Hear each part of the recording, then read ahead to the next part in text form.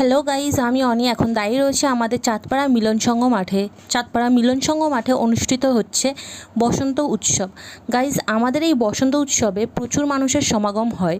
আর guys, তোমরা দেখতে পাচ্ছ বসন্ত উৎসব মানে যেখানে রং তো থাকবেই, এর সাথে গাইজ আমাদের এখানে হচ্ছে নৃত্যের অনুষ্ঠান এবং সঙ্গীতের অনুষ্ঠান, যেটা খুবই মনোমুগ্ধকর।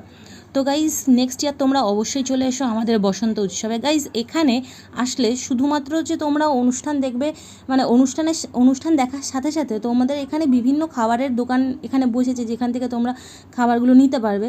প্রচুর টাইপের খাবার তোমরা পেয়ে যাবে, দেখবে আমি তোমাদের দেখাচ্ছি, যেরকম আইসক্রিম, ফুচকা, চপ, সিঙাড়া, তারপর জিলেপি, এগরোল, মোগলাই। তো এখানে প্রচুর খাবারের স্টল বসেছে।